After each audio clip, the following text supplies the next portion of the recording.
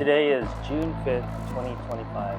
It's the anniversary of the time when my house caught on fire. Making this video because not only to remember my fire incident last year, but also more importantly to help out ones who are kind of in the same boat with me where I was last year. I understand that there was a lot of casualties that had happened in California late November. This is something that people can go and see and hopefully get some ideas on how the process of having a fire incident, especially in a residential home. Number two, I'm also doing this video because I just wanted to state some facts and maybe there's some ideas that I missed, and hopefully this community can help out each other in the process. Put your ideas down in the comments below. Maybe I missed something, maybe there's something that is situational for another person, so everybody can help out each other. And number three, because this is kind of long-winded process, I split it up to parts so it's a little more manageable. Hopefully I can process and edit these videos within the month of June. So without further ado, it was June 5th, 2024. It was about 3 o'clock or 3:30 p.m. I got a phone call. It was some stranger that I didn't know told me that your house is on fire. Is this your house on address this and that? And then I said, yeah, it's my address, but who are you? It sounded like a scam.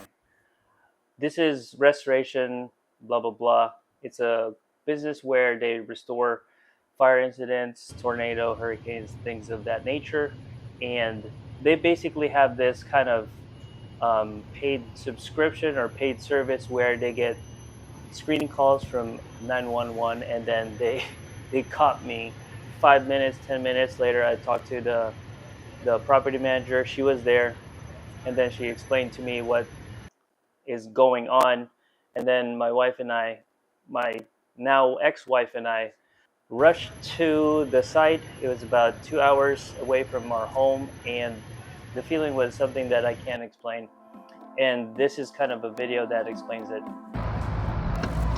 My mind is racing, and I can hardly breathe. It's shocking to hear this. I've never made a claim through home insurance before, ever. And the hardest to stomach is the renter didn't have any renter's insurance, so I don't know how this is going to go down. As far as coverage, it's covered. Value of the property, this and that. I don't know. I just don't know how this works. Because it was a long drive, I just thought this is kind of funny, almost comedic, that this happened because not a whole lot of people can say that a fire incident has happened to them or know somebody, even family or friends. It was just comedic. I thought that it's happening to me. Upon getting there, we arrived at the scene. We missed the fire marshal. We were welcomed by the restorers as well as my property manager. She's great. And the restorers pitched in that they can board it up. Boarding the house up after this incident is very important because it eliminates the issues of theft, squatting, things of that nature. So immediately, right after we talked, we boarded it up. They boarded it up, and that kind of eliminated my problem regarding that issue. They also, as their business promotes, they were pitching in their business during this incident because it happened because we arrived after 5 o'clock. I missed the fire marshal. I called the insurance company, the home insurance company, and they told me that it's going to take some time to process this, maybe 24 to 72 hours. I basically just reported and just got to wait. It's no surprise that I was kind of distraught. The sheer damage of what started out in the garage just escalated to the whole place. My neighbors were nice enough to give me some photos and some videos about what they saw. 3 fire trucks appeared and kind of mediated the fire.